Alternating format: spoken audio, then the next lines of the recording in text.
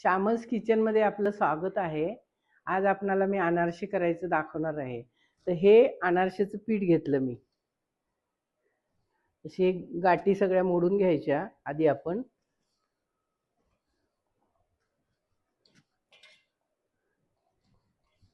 बंद आणि त्याच्यानंतर अगदी हे दूध आहे, अगदी चमच्यावर दूध पहिलं घ्यायचं आणि पहिलं आपण ह्याला सगळं लावून घ्यायचं। ह्याच्यात जर दूध जास्त घातलं तर त्याला पाणी सुटतं, कारण ह्याच्यात गूळ आणि साखर असते। म्हणजे गूळ कसेही करू शकता तुम्ही, गुळाचे अनारसे करतात किंवा साखरेचे करतात, तर कोणताही पदार्थ जरी असला तर त्या गोडाला पाणी सुटतं। हे 4 चमचे दूध फक्त घातलेलं आहे। तर हळूहळू करून हा गोळा तयार झाला। आता मी गोळा पूर्ण झालेला दाखवते तुम्हाला। तसं थोडं मळून घ्यायचं ह्याला चांगलं, म्हणजे ह्याचंच पाणी ह्याला सुटतं आणि हा गोळा तयार होतो। हळूहळू हे मळून असा गोळा तयार झालेला आहे बघा, असा सॉफ्ट। जेवढं लागेल तेवढं हळूहळू दूध घालायचं, जास्त नाही घालायचं, तर पातळ होतं। हे अर्धा किलो पीठ आहे, 500 ग्राम। त्याच्यात आपण अनारसे किती होतात ते बघू। हे आपले पीठ तयार झालेलं आहे। आता आपण ह्या पोळपाटावरती थोडी खसखस घालू आणि थोडी 1 चमच्याभर साखर घालायची। मग आपल्याला थोडी खसखस कमी लागते आणि अनारसेला पण असे दाणेदार साखर दिसते। तर हे असं घालून ठेवायचं।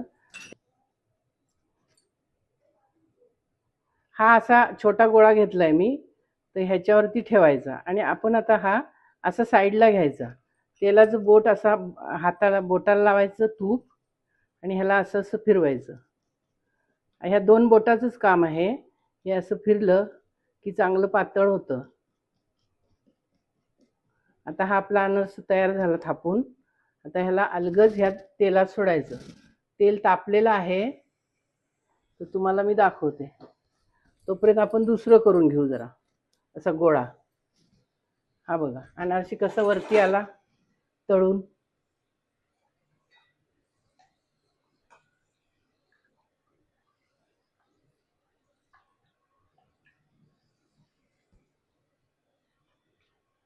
हा असा जास्त काळपट गरज नाही करायची।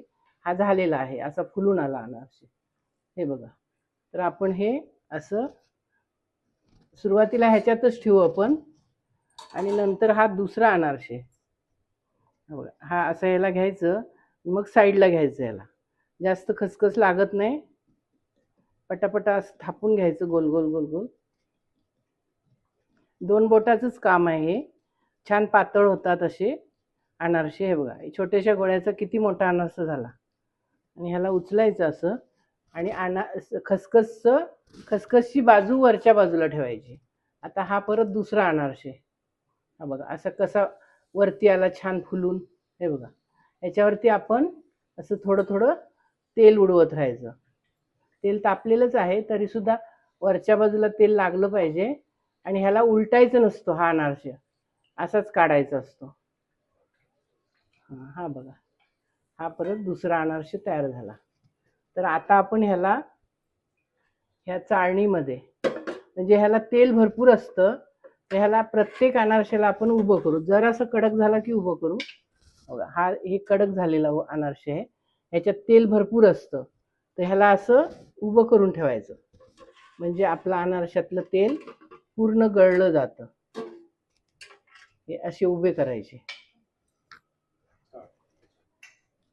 आता मी दुसरा अनारस थापत आहे, तर थोडंसं खसखस खालून लागलं ना की हे आपोआपच फिरतं गोल गोल गोल गोल।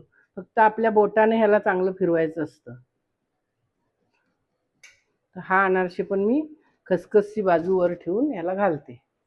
हे आपोआप वर येणार आता तळून।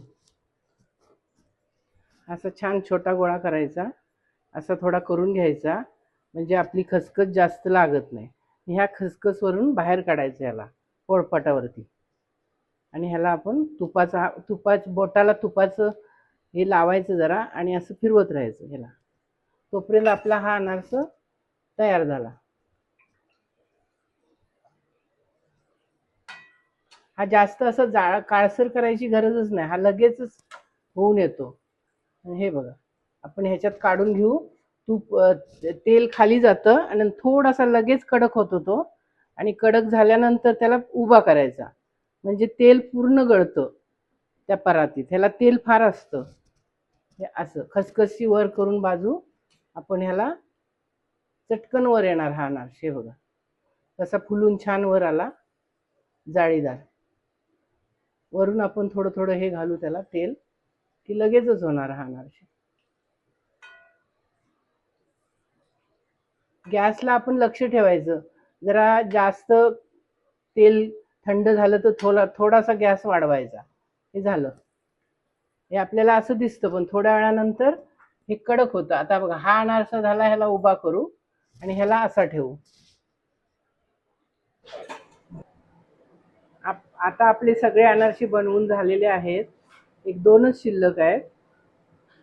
हे दाखवते तुम्हाला. हे बघा, वरती तोंड करून ह्याला घालायचं आणि हे बघा, हे असे उभे करून ठेवायचे.